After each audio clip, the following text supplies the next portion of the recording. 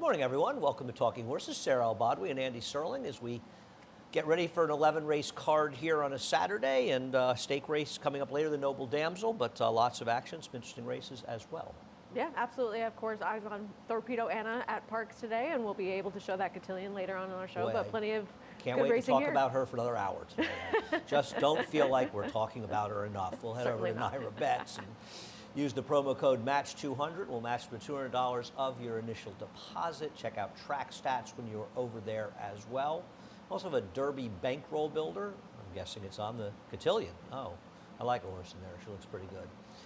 You get $20 back. Of course, the favorite last week in the Woodbine Mile did not work out, but you get $20 back towards the Breeders' Cup if you played last week, and therefore you're allowed to play every week. You get an extra $20 bonus at the end. But cross-country pick 5 as well. 4 at Parks. We're not showing these. We're showing the cotillion, but not the others. But we are showing race number 10 on America's Day at the Races. America's Day at the Races will be on from 12:30 to 6 today, covering all the action here as well as the cotillion from down at Parks. Race number 1. As we take a look at rookie card, taking a tough beat on Travers Day in a blanket finish. Race came up fast. Horse got bet that day. They were right. And if he runs back anywhere close to it, there better be a pretty good horse in here if they're going to beat him. Exactly, my thinking as well. And this was at a point in time where the Danny Gargan barn was very cold, and it's not as though we've seen some massive turnaround with that, but when you have a horse take this money that he did to be bet down to favoritism, show the kind of speed he did, and also dig in very gamely and try to fight off Tip Top Thomas, will ultimately failing to do so. I think when a horse runs that well, when a barn isn't going well, it's also meaningful as long as he's being bet too, and he just makes a lot of sense in here as the horse with the fast race coming in, who's also shown some speed. I've always found the first-time starters run outside of whether or not a barn is relatively hot and cold. That's just my experience over the years. Of the other horses right now, taking a look, I've got the number 4 second, his best friend Rocket. I'm not exactly sure what compelled them to run this horse going long on the turf first time out, and maybe he's just not much horse, but worked an impressive 10 flat, the 2-year-old sale.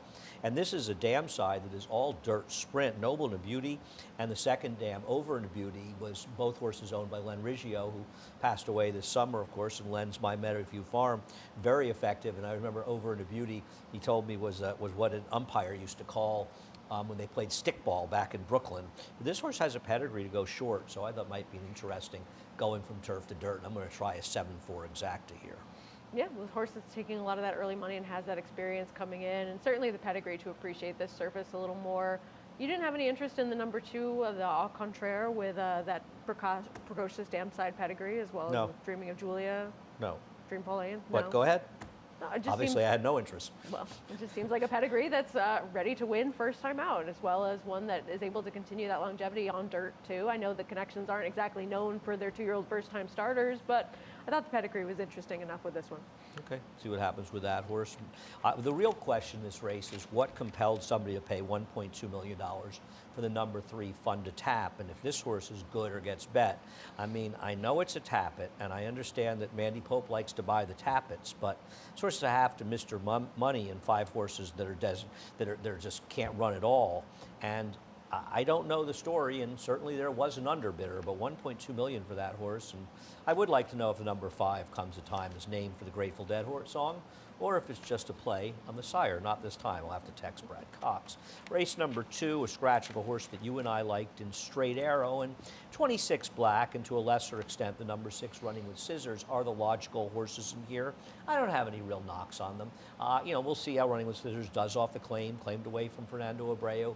Does a very, very good job sort of quietly, but 26 Black has become very consistent at a high level for trainer Horacio De Paz. He has been. He just shows up and runs his race, and really Running with Scissors is one of those horses that seems to do the same regardless of distance, regardless of surface sometimes, regardless of what barn that he might be in. So these are the horses that I think you can rely on to show up and do something on the racetrack versus the horse that you and I end up with on top. But he has the races that I think in the past would make him weigh the horse to beat if we see them again. The horse that we picked. Anaconda, We'll yes. take a look at him winning the Elusive Quality last year, and you can talk about him. I mean, this is winning like a favorite should, because nothing went his way the entirety of this race, excuse me. And this was a situation where he was one of those horses that you don't want to see end up behind horses steadying at multiple points, having those multiple points of trouble throughout a race when he should be a little bit more forwardly placed than he was.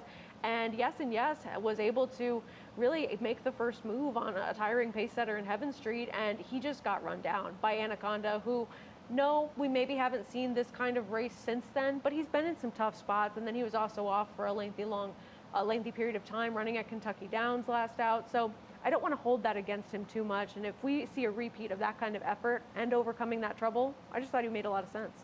No, I thought he ran well in his next start in the poker, and obviously something went wrong in the Kelso to be out a long time. And I don't know what Irad was doing with him last time, but I wouldn't call it a typical Irad ride. He sort of dragged this horse out of the race. It just seemed like a horse that needed a race off the layoff, and coming back here on relatively short rest, I figured was probably a pretty good sign for Anaconda. So like you, I took him to beat 26 Black, who seems like very much the horse to beat after the scratch today of the number 8. Race number 3.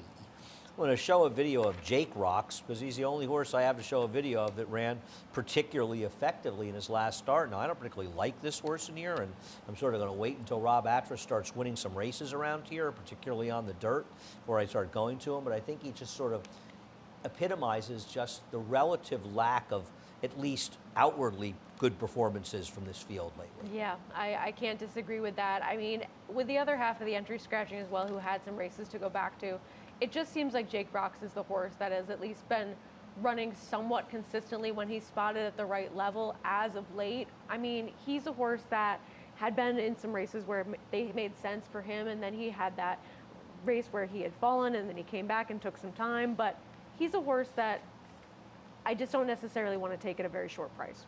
Talk about Commerce Comet. With him, he was entered for the waiver last time, and I felt like he was a horse that just needed a start off of the layoff, and it seems like connections are dropping him to a more realistic level now, a horse that was able to... Well, wait, let's just stop for a second. He was entered for a waiver for 20. Do you think if the connections could turn back the clock, they'd not run him for a waiver? No, I'm not saying that at all. I'm saying that coming off the layoff, they just wanted to keep him. You're not getting what I'm saying. In other words, entering for a waiver last time and now dropping him is almost a negative. Now, I think this horse is very live in here, but if you're going to bring up the waiver, they blew it. They should have run. They're running for 12.5 today, a few weeks later. They used the waiver. It seems to happen a lot. Horses call up waivers. They use the waivers. They run badly, and then they can't wait to drop them. Why did they use the waiver last time? It's almost a negative, isn't it? Well, doesn't it show that they just want to keep him and possibly have a chance at getting a purse No, money they didn't want else? to keep him to run him a month later for 12,500. I honestly think there's zero chance that they said. Where was he running before that? I think you're completely missing what I'm trying to say. I think that you're missing why. What I'm saying is, they put him in for 20 off the layoff. He ran horrifically, and now a month later, and several $1,000s later in bills, he's running for $7,500 later, where you can claim him. I'm going to make a wild guess that if they could turn back the clock, they wouldn't have run him for a waiver. Now, he probably wouldn't have been claimed, but they'd be willing to take the risk, since a month later they want to lose for 12.5. Does that not make sense? I'm not saying it doesn't. I'm saying that when you look at the races that this horse was spotted in prior to that, 20,000 claiming tag at Saratoga, that's a reach for him. I agree, but the waiver was just dumb. I mean, let's call it what it is. When you have the option to keep the horse, if you want to keep the horse and find another spot for him and take a shot at more purse money, this isn't exactly the most formful field. They don't want to keep him. He's in for 12.5 today. They don't want to keep him. They made a mistake. That's all I'm pointing out. I think the waiver is kind of an interesting fact in it, that it just shows they were wrong. They thought he'd probably run okay, and he ran badly. I don't think they expected him to run 7th using the waiver, do you? What did they really expect from him, putting him in for 20 off a A long layoff lot when better he had than been he in for ran. 10? A lot better than he ran. Anyway, I think he's a horse that can be forward in here. He's making a class drop based on the field that he was in last time. We have seen that field come back and be somewhat productive. Brighter Days Ahead winning by a mile the other day, and those were just tougher horses, no doubt, in comparison to anybody in this field. He was the one, at least to me, that seemed a little bit interesting to possibly turn things around, because I'm kind of tired of everybody else. I don't disagree. I just think the waiver part is funny, because all it shows is that they were just completely wrong. They shouldn't have run with a waiver. And he probably did need the race, and he couldn't beat those horses last time. I agree with every bit of that. I like Thank You, John, in here. This horse I took a shot with last time, and even though he lost, I felt sort of, it wasn't, a horrible, it was a pick that, a horse that couldn't win, but outran everybody else, and the drop downs did well. That race just completely and totally incinerated. And this horse was in front, involved in the tough pace. This is not a particularly strong field. Now, the problem with him is that he's a non-winners of 3 lifetime horse, and he's running in an open claimer. On the other hand, as far as open claimers go, this is not exactly a field. I mean, the horses that have won a lot of races are Jake Rocks, Bronx Bomber, who just is incapable of winning, especially without the lead, and he's not getting it here. Emerald Forest, who I guess could win this race, but you know, he's a little bit dubious. Claimed for 10,000 his last race, and his form is eluding him 0 for 7 this year. And I do think Afternoon Heat is dangerous. We have seen the Jacobson horses be relatively live since we come back from Saratoga. No, I think he's one of the ones that you want to consider in this race, a horse that makes some sense coming in, because there are a lot of hungry horses in this field, and so I just kind of wanted to go with horses that maybe I could make the case that they could run better this time than they have in their more recent starts. Yeah, no, I think the 9 is perfectly logical in a much easier spot, but this horse was brutal last time, though it was a much tougher field. Race number 4, we're going a flat mile in here, and I'm kind of interested to see if this is one of these races where the public goes just crazy for the number 8 Emirates Road off this blowout win last time, and he did win quite easily in there. It was not a strong non-winners of 3 lifetime. Having said that, I've taken a horse that's got only 1 win lifetime in here. And he did run a big figure last time. I kind of want to see it again, but he's the horse to beat. I will say that when he was on the dirt last time, it was a similar number that he did run at Churchill Downs long, long ago. And when you look at how many horses Brad Cox really claims, that number is not that high. So when he does so, I think it's with intention, but the intention may have been to put him in the spot that he was in last time. And I think this is a tougher spot than he was in that race. And I think that people are going to see that number. They're going to see the ease with which he won that race, coming from so far back. And I think he might be one that gets overbet in this spot. So he wasn't that far back. He was further back. Anyway, you know, I wonder about these Brad Cox claims in New York. I could be wrong. I don't think Brad has a deep, close relationship with Sandy Goldfarb, who claims a lot of horses. I wonder if these trainers like Brad, and obviously respect Brad a lot, and this is not a criticism in any way, but it's their assistant is here, and you wonder if it's more of a situation with claiming horses locally, more through the assistant, and I could be totally wrong, than through Brad. I don't think Brad is, you know, actively pursuing claiming horses as much as I think he has maybe final locally. Say. Yeah, so I think we've seen some Brad Cox horses, Brad Cox. You know, we'll see Brad in Saratoga sporadically, but for the most part, assistant who does a terrific job here in New York, and I can understand why someone would want to claim horse with him. But I wonder about the whole Brad Cox claiming thing, and I think in looking at it, you have to sort of look at New York. He seems very logical in here. What's the case with Storming Crone? I mean, that was just a brutal start for this horse last time, who was facing some decent company in there and had some races where he was finishing second to some okay horses before that. Certified Lover Boy, running very consistently prior to that effort where he was just eliminated out of the gate, and things kind of went from bad to worse. He was slammed by a horse to his inside.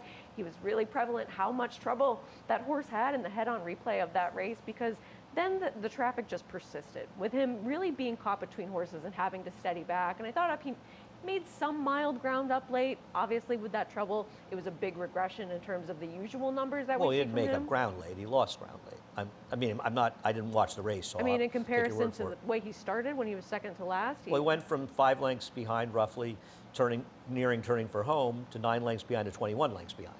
So he didn't gain ground.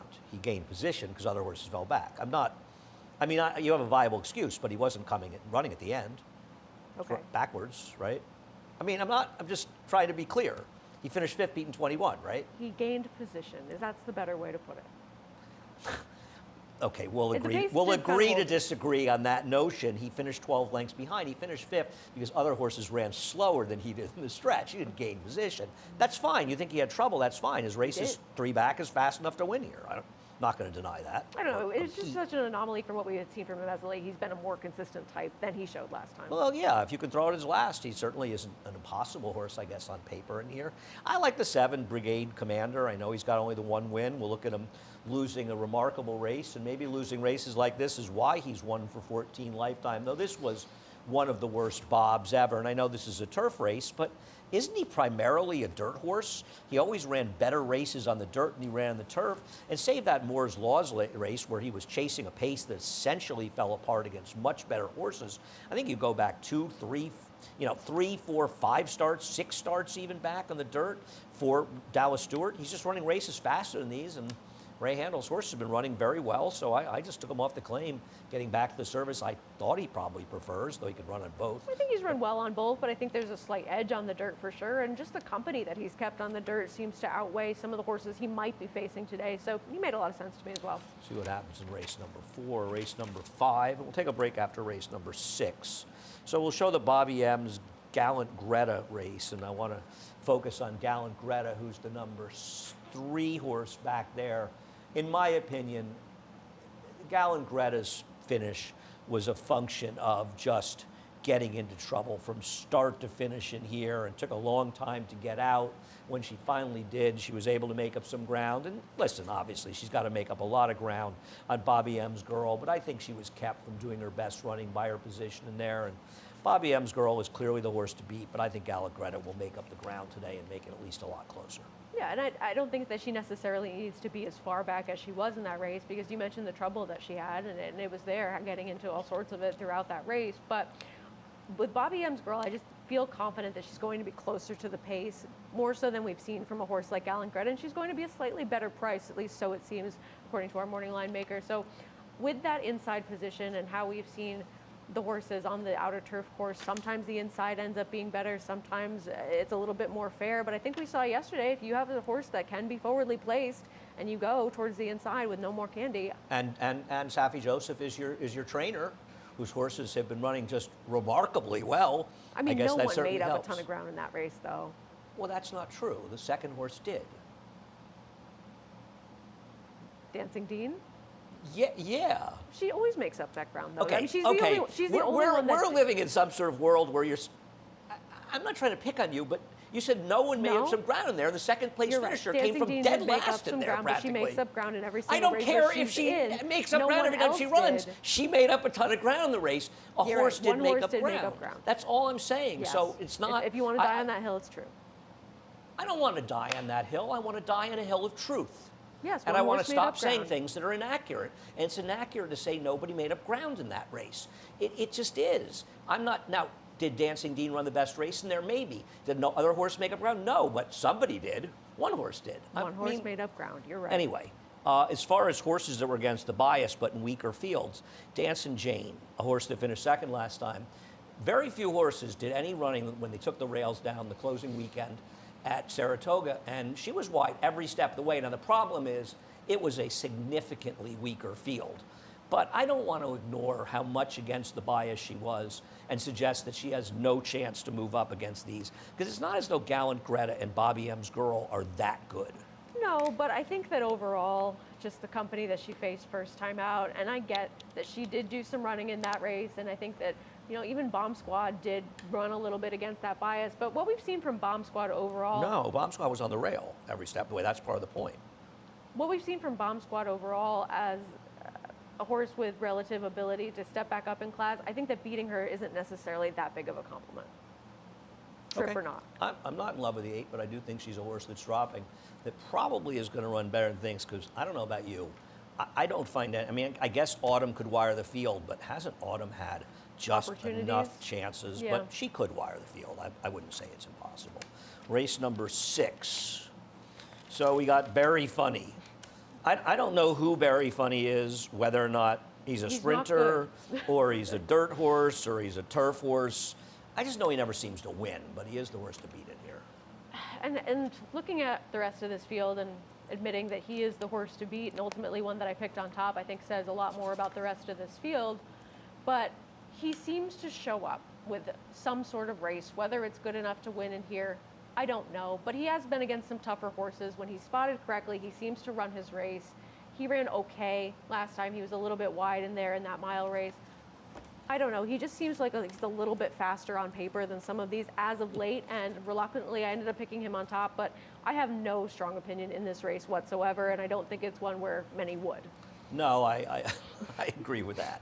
I picked Chalky Cat. I have a thing for Chalky Cat. You love this and one. I do think that he is a horse that has just run faster races than these. I think his last race would probably win this race. They were better horses, so if he can run back to that race, he'd win. And I don't have anything smart to say. I don't think he's going to be half the price of Very Funny. I think he and Very Funny will be similar price near. Maybe David's right, and Chalky Cat will be a lot shorter. We'll see what happens in race number 6. I don't disagree. I don't have much to go on. I will say that York Tavern is a horse that got a bit of a ridiculous ride last time out, and Wayne Potts horses seem to be running pretty well so far at this meet, even when they've won or lost. We'll take a break. We'll come back with a late pick 5. For almost 150 years, the Saratoga name has been synonymous with the finest quality, sustainably sourced spring water available anywhere. Saratoga carries on the rich tradition of its forefathers by crafting each stunning blue glass bottle with the same attention to detail and care that has been its hallmark for generations. Visit SaratogaSpringwater.com today or ask for us by name at your local market or restaurant. Saratoga Spring Water. Make every day exquisite.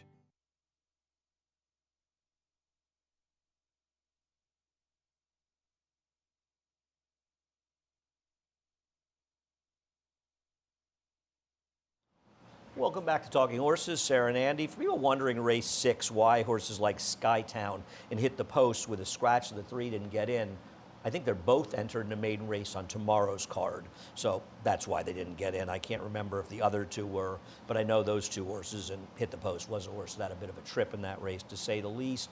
We'll take a look at the sales work out of the horse you have on top. I picked 3rd, Kennybe, and I'll let you talk about him. I think even with this greenness that this horse showed a little bit at the beginning of this sales work to kind of lug in and away from the crop a bit when that was in the outside hand, I just really like the stride and efficiency of this horse. Worked quickly and 10 flat. The complexities have been running well. He's been getting those first-time starters ready to go. He's 19% with his 2-year-old so far in his first crop, and I just love the reach of that stride that he had, and even with that little bit of shifting in to work that quickly and then be professional after that, it just showed me that he could overcome something. He's a complexity. I wish there was a little more on the dam side alike, but I agree with all that, and the complexities have been running. I thought it was an impressive work. I'm always a fan of Dave Duggan, so I thought this one was dangerous as well. But I'm going to go to horses that have run before. I was looking up some weird stats for trainer Horacio de Paz, and I was sort of interested because I was trying to figure out why he ran this horse in the turf first time. I know that Liam's Map has had some success with turf sprinters, but it's really a dirt family on the dam side, and Liam's Map's obviously been effective as a dirt sire as well. And I found some funky stats with second-time starters going turf to dirt with maidens, turf to dirt with maidens going second time out, like 3 for 4 or something with sprinters.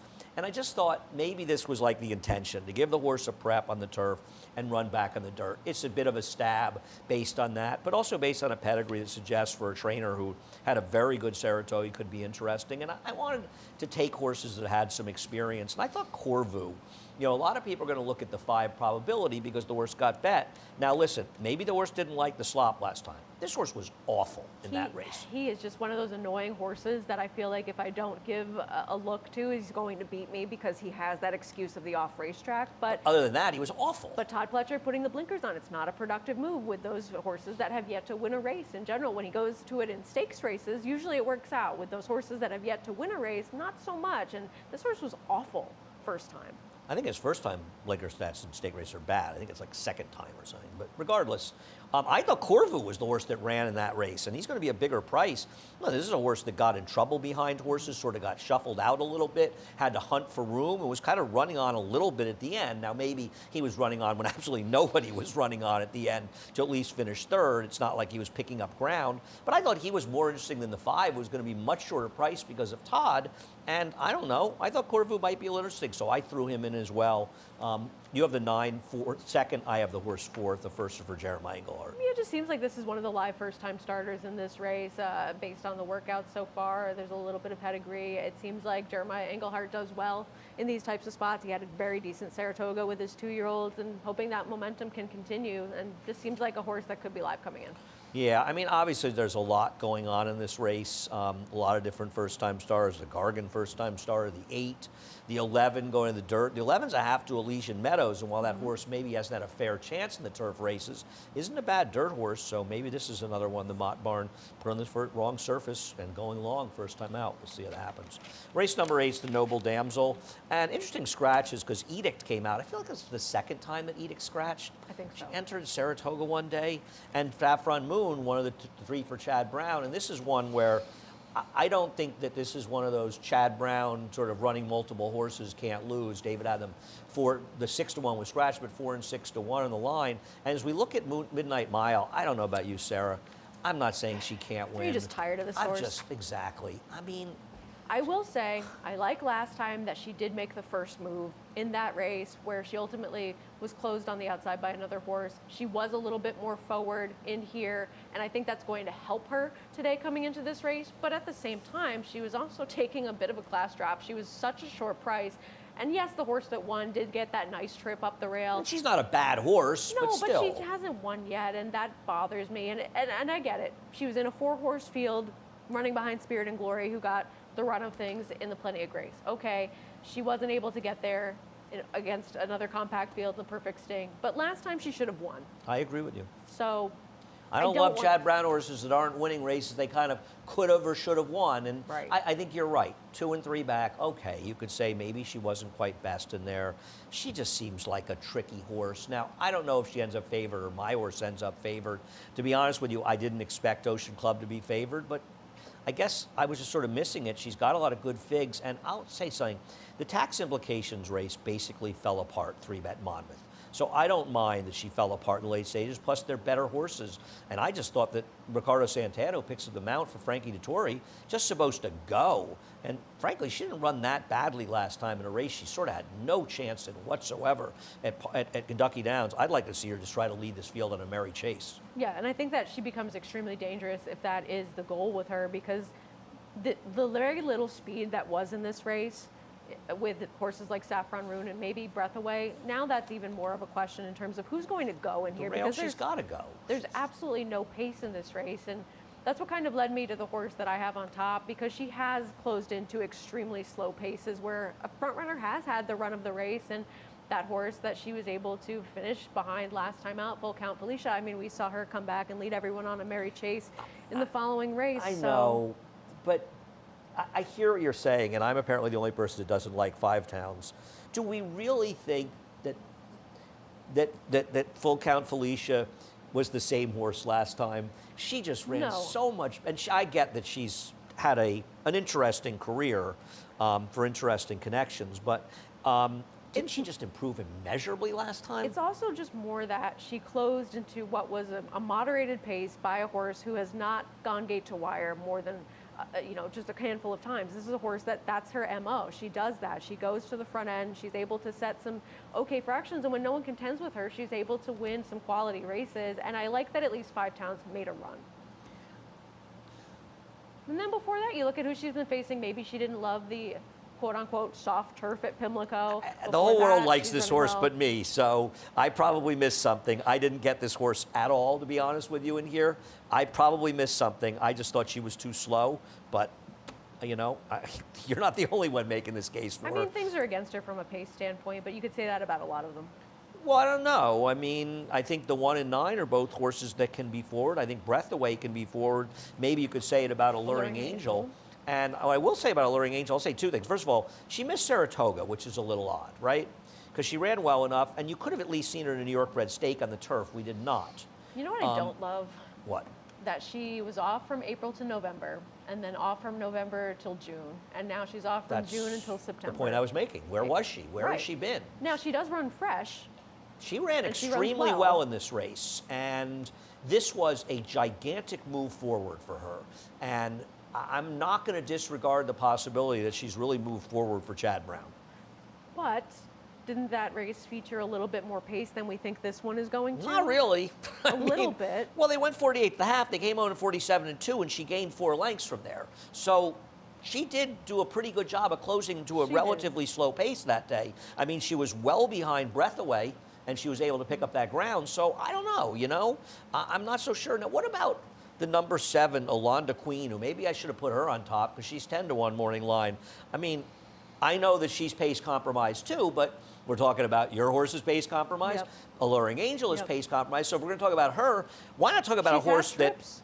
probably could have and should have won her last 2 starts? Yeah, I mean, but she doesn't get out of the gate. That's part of her problem. No, and she's already up against it in terms of where she's going to be early on in this race. And if you already add that, plus not getting out of the gate and even being further behind than that and having the trouble that she's had, I don't know that it's really the trouble that she's had or more that she's causing her trouble by not getting out of there. Well, she's not helping herself by not getting out of the gate. It's not her fault that she's been badly blocked 2 times in a row in the There is stretch. also that, yeah. And there's an argument, a very strong argument, that she should have certainly won last time and probably 2 back.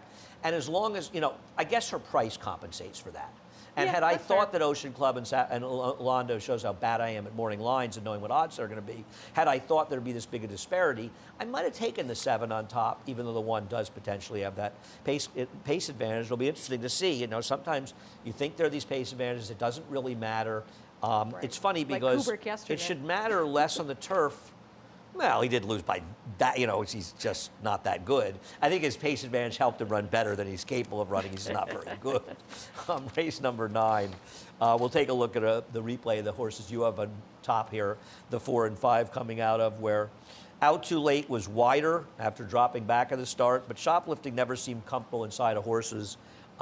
Go ahead. No, I mean, it's just that Shoplifting is a horse that has had some opportunities now and seems to have that second-itis or in several of her races, dirt, turf, whatever it may be, versus Out Too Late, who I agree with you that Shoplifting does not want to be in the position she was in that race, and Out Too Late didn't save horses quite as do. much ground, but I don't know. I mean, Out Too Late seems to be a horse that has run better when she is sprinting on the turf. That's what she gets to do again today. And maybe she isn't caught quite as wide as she was in that last start versus a horse that just seems to have every opportunity and not want to go by other horses. Yeah, that's fair. My problem with that race is I'm starting to wonder how good it was. I think that's fair too. And listen, I've got him 2nd and 3rd because I just didn't like anybody else in here.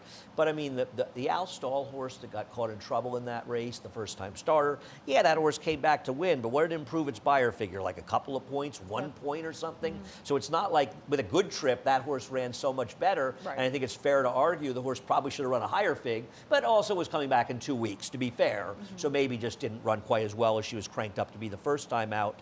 I don't know. I'm just wondering a little about it. Now, there are a couple of turnbacks in this race, and one of them is Strife. And this is the good Strife running 2nd. I don't know about you, Sarah. I watched this horse's last race. I know the horse ran reasonably well 2 and 3 back. Wasn't that last race awful? Horrendous. And does this horse really want to sprint? Well, Christophe has decent enough number of turnbacks, though his ROI is pretty bad. The first 3 races were pretty good. The Yeah, last race was awful. The drop down off the bad race, I mean, not the drop down, the cutback off the bad race kind of makes me think that Christophe's a little disgusted too.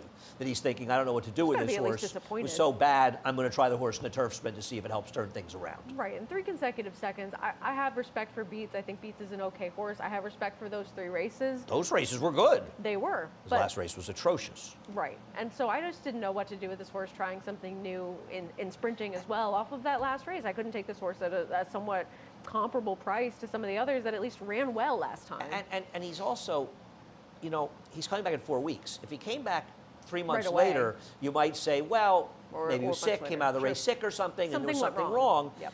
It doesn't make anything went wrong on the fact that he stunk. I bet in Quaff. I know I lost a lot of money in Quaff last time.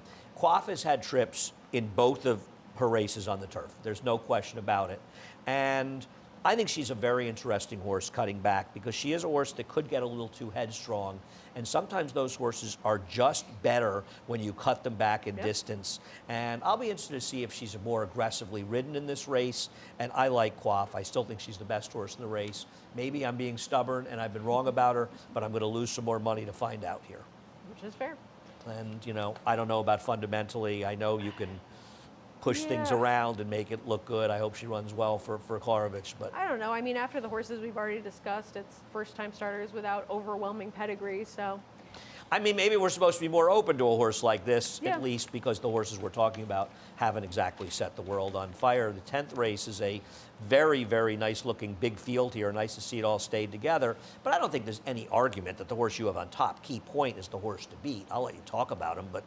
I mean, I was impressed with that race off of the layoff, So was I. off of a lengthy layoff, to come back and be able to sit just off the pace and make that move after a horse who, I know that he was coming in from Finger Lakes, but that horse is pretty good, horse Jack ran. and Bernie, and he showed up. And he was really comfortable on the front end, dug in when this horse came to him.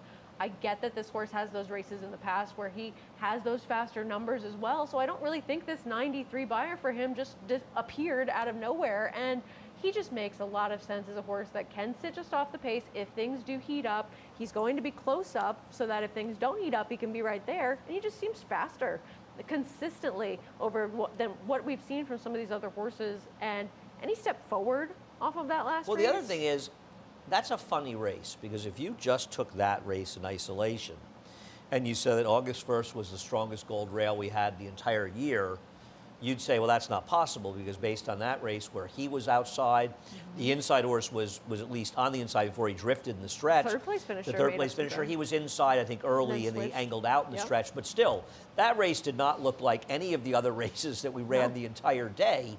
And the point is that Key Point was never on the fence in there. Nope. He may be 2 to 3 wide early before angling out in the stretch. So he was arguably against the track, even though that race just looks like an aberrant race. I have no argument with that. I'm just going to take Reynolds' channel because I don't want Lee to cry if I didn't pick him on Is he top. bringing sandwiches? And, you know, no, I think the point with this horse is, as we go to his maiden win, that he got better with less distance when they cut him back, and I thought he ran very well in here. I think he actually ran pretty well in the Gallant Jerkins. He obviously had no business being in the race at 40 to 1. Having said that, he probably could have run fourth in there. He had some trouble. He got shuffled back. He was really sort of stayed out of there. And I thought he did enough running in the race to suggest that there's no way this race was an aberrant effort. And maybe he's just a better horse sprinting. And I thought he'd be a slightly better price. Kay Davis has the mount with Frankie Dettori, and we hope Frankie gets back soon. Yeah, I mean, I don't think his race in the HL and Jerkins was bad at all. I think that there was some trouble in there, as you mentioned, and I think that that was a race where he ran a similar enough number to that maiden victory. And I get that some of that is because of the class of horse he was facing, but that was a loaded field with plenty of talented 3-year-old sprinters. So I think for him to even not disgrace himself in that race with a hint of trouble, I think that says that you're dealing with a horse that has some ability. So you're completely disregarding the Safi Joseph factor as we look at Classify's last race. I mean, I don't know. Isn't this just a loaded field outside of this horse, and isn't he just going to be a short price? Well, I mean, how short is he going to be? Well, where did that 92 come from?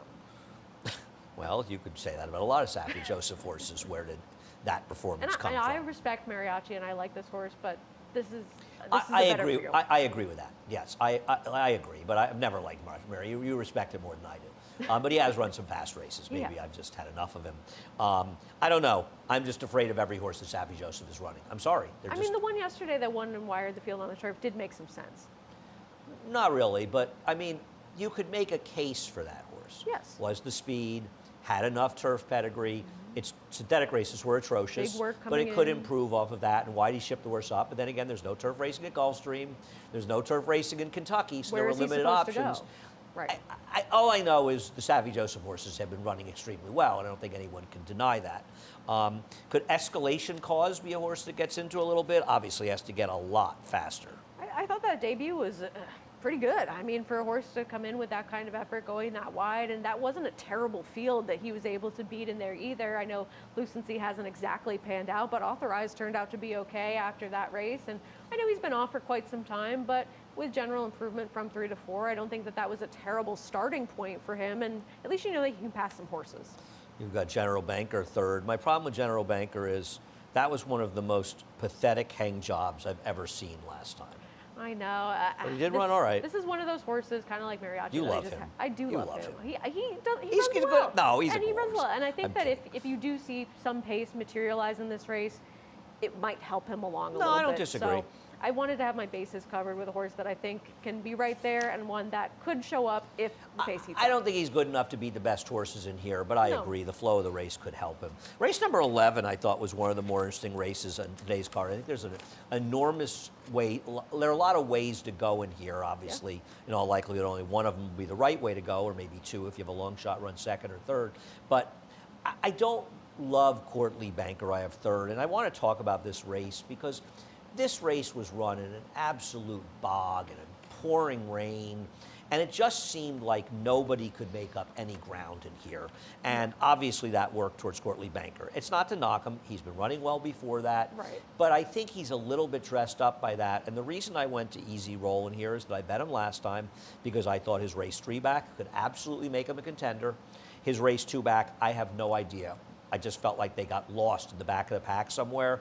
And if I could bet him last time, given the conditions of the course, I have to give him another chance to square price. And that's why I put him on top, and he drew well towards the inside with Manny. Completely fair, and I think that wanting to forgive a horse following the conditions of the course in that Rick Violet is a train of thought that I followed as well, and one that is getting back to the turf. Because if you look at BD Saints, who has not run well in a very long time, he also, if ever. he also has not had the opportunity to be on the grass in a non-stakes race since breaking his maiden. And looking at the race that he was in last time, I don't think 1 1/8 miles on the dirt is his forte against horses like Pandagate and Doc Sullivan. He's been a little bit headstrong in many of his races. Yielding turf in the Rick Violet that he maybe didn't prefer. He was wide in the prior stakes race on the first turn. Well, I bet him that day, or at least tried to cement him for second in the exacta. I thought he was awful in that race. That's my problem with him. I thought he had his fair chance in that race and just stunk. I mean, maybe in that race you could make the case that he was not as good as he should have been based on what we thought he might That's be. my problem with him. But on dirt in the race prior to that, he's wide versus a strong rail. But that's I on think there are dirt. excuses. No, listen, my problem with him is I liked him in the New York Stallion Series to at least get second or third, and he had every reason to run reasonably well in there, and he didn't. That was my problem with him. I agree with everything else you've said about him. I thought he ran well enough last year. He deserved a chance. His Pilgrim wasn't that bad. I'm just wondering when he's going to come alive, but Or if. why not? I mean, a lot of people like fake celebrity in here. You can look at different Chad Brown numbers. I looked up 250 plus days on turf routes off of maiden wins. He's 3 for 13. He's 8 for 36 off wins. He does have a positive ROI. My question with him is, and he did beat horses that have improved since then, is he really a good bet at 7-2? No, I don't think so. And I think that he's one of those horses that when you look at the field that he beat last time, we had our suspicions about better lucky than good really living up to his name. But that horse has had some solid races. No, he's been good and he's been extremely unlucky. Yes. So I think that But maybe he's improved. Doesn't mean this horse Right. improved, right? Right. No, it doesn't. But at the same time, he is a horse that's coming back off a lengthy layoff, could take that step forward. I didn't want to discount him completely because these are the kinds of horses that end up beating me if I just throw them out. Well, and also, in all fairness, take a look at the 13 slap in the face who got scratched. That 64 buyer he got finishing third is 10 points below his prior one and 10 or more points below its other one. So maybe there's an argument there was a slightly better race, though Timeform US didn't have it a better race. It's possible. They still have it a slow race. I thought Rabat ran fine last race in a race that sort of fell apart. I thought he was possible in here. Courtly Banker, obviously. I laughed at today was David didn't pick American Grant. Our friend David Argona has a thing for American Grant. He did put him third. I don't like him, but today seemed like the best chance he's had in any reasonable recent races he's been in. I'm surprised that you were completely able to disregard the trainer change to one of our favorite trainers, Horacio De Paz, with Blame It on Daddy. I had to have him in there somewhere. I just don't like this horse. I respect. You're probably right. I respect Horacio De Paz so much. I know you know that. I know he personally knows that as well. But I just he don't sleeps like this better horse. at night knowing that? Do you think he does? I think so, yeah. That's comforting. He says I'll when you pick discuss his it with him. horses, they usually don't run that well. Yeah, it's fine. I pick them a lot. And I usually pick the sucky ones. I pick one, he says to me, you should have picked the other one, and the other one wins. He's right. Yeah, I've got him on that train. Maybe still that like means this I just horse. suck as a handicapper. I'm gonna use that horse as a throw-in somewhere. I thought it was a fun race. Who else do we have in there that we haven't mentioned? I think we've mentioned all of them, right?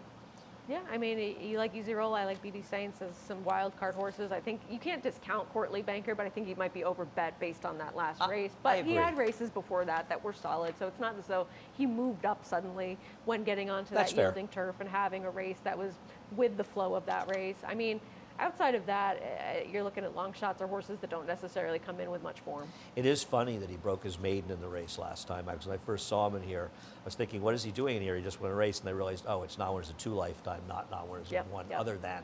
Anyway, head over to NRA Bets. Oh, quickly, are you like every other person on earth that you like Unmatched Wisdom, or did you take time out the 10-to-1 shot that won't be 10-to-1? You know, I think that in a weird way, I want to see what price Seize the Gray is. Because if he is anywhere near the price that he is morning line, which I think is a theme when we look at parks in general. What price do you think he'll be? He's 5-to-1 morning line. I think he could go up as a favorite. Seize the Gray? Yeah. I don't, but we'll agree to disagree. I mean, Unmatched Wisdom is the horse to bet, but I think that everybody's figured that out. No, he's going to be favored in there, but and the morning line is meaningless in that race. But why do you like Seize the Gray? Because he could easily rebound off of having a little bit of time off, which for Wayne Lukas, that's a significant amount of time off for a horse that was running well earlier this year. And it's not as though the Preakness was one good race for him. He ran well on the start prior to that. He should be forward, draws well towards the inside. I don't know. Okay, I don't think he's ever run a race that's remotely competitive other than his Preakness. He won the Derby race, Derby Trail, or whatever it is, the Pate Mile, whatever it's called now. But it wasn't a fast race. He's never run a fast figure except for getting loose in the slot, the Preakness. He's going to have trouble getting loose here unless he's going too fast, and it's a dry track. I think there are excuses. You think he could be favored? I do. Wow, I thought 5-to-1 was on the low side. I just don't see the appeal of him. You just think it's all that money for My Racehorse? Is he even on My Racehorse? He is, right? Yeah. He's not going to take that much money based on that. Okay. Wow. Yeah. Wayne Lukas getting horses to turn the corner again. I've been around too long. But hasn't he finally had some time off? I'm not sure Wayne Lukas horses getting time off is necessarily a good thing. I mean, when Secret Oath had a little time off, she came back with a pretty decent performance. Once, and then she ran some lousy races too. I don't know. I don't get that horse at all. But do you like Torpedo Anna? She looks pretty good. Yeah, I think so. I liked when I read that Kenny said in the article, people were talking about running back. He's like, why am I supposed to not run back horses back in 4 weeks? I like that. Yeah. I like that about Kenny. He's running his horses and he's going to say, and he's right. I mean, he's right. Mm-hmm. The reality is, do they really need more time, or is it self-fulfilling prophecy? I think sometimes it's a question of either. Yeah, I mean, I'm not saying they all don't, but they don't. It was like that argument. After Fierceness won, and Todd didn't say anything wrong. Todd was just saying, I want to see how he's doing coming out of the race. He didn't say anything wrong, but all these people were saying, well, come back in a tough race. He needs more time. And then, of course, I pointed out that the best race he ever ran was 27 days after the Champagne, and I heard a lot of nonsense, which was the usual crap you hear on Twitter. But then he came back 28 days later, and he ran a fast race. It's BS. And I'm not blaming Todd. I'm blaming the people that just think these horses always need more time. And I'm guilty of this, too. I think that we make a lot of correlations based on something that we've seen that is true that might not be a reason why something is occurring. Yeah, no, the last thing we should be doing is criticizing Ken McPeak for running Torpedo Anna back in 4 weeks. He wasn't running her here, because what are you going to do, train up to the Breeders' Cup like everyone else? He could, in theory, he could run her in the Beldame or he could run her in the Spinster. So he could have chosen another option, but why not take a $1 million 3-year-old race? Right. It's just, the only reason you wouldn't run, honestly, is Parks. That's the only reason you wouldn't run. Right. I mean, no, as far as she's doing well. It's a $1 million grade 1 where she's 1 to 5. I mean, if she's doing well, you could kind of say... Now she's 4 to 5 until the race starts. There's a morning line maker there that has no idea what they're doing. Anyway, we're done. Thanks, Sarah. Head over to NRA Bets if you're not a member of NRA Bets. You like somebody else in the card today you want to bury people with? I think Next has a pretty good chance. I smoked him out, Maybe Morning Matcha as well. Morning Macha really is a big favorite or something. Where's Morning Macha running? Morning Macha's a filly, right? Yeah. Yes. Butch Reed, she's 2 to 5. Yeah, I know she's Butch Reed, 2 to 5. Okay. Yeah. The Gallant Bob didn't come up with any of the big names, right? I wonder if there's any chance that Pookham Dano's running here. I think he is nominated to the Vosburg next week. Yeah, I always like to see him. He's cool. Yeah, I thought we'd see him in there, actually. Match 200, we'll match for $200 of your initial deposit. We have track stats, check them out as well. We also have a bankroll builder, $50 to win on the Cotillion, win, lose, or draw. You get 20 of the Breeders' Cup. If you want to add another 2 to 5 to the price on likely winner Torpedo Anna, have at it. I'm not trying to beat her, neither is Sarah. I hope she wins. I like her. I do too, and I like Power Squeeze. but She's no match not for as that the horse. second choice behind Torpedo Anna. No match for that horse. No. I like her. She's good. She's not that good. I wonder where Candied is. Anyway, what else do we have? Pick 5. 4 at Parks, 1 here. You're not alive in the Presque Isle Parks Pick 4. Oh, I didn't even know about that. I heard something about it. Extremely exciting. I did get alerted in time before the Masters to lose some money on the race. Oh, good. Where Roses for Deborah got through on the inside to win the race. And we are on from 12:30 to 6, covering all our action.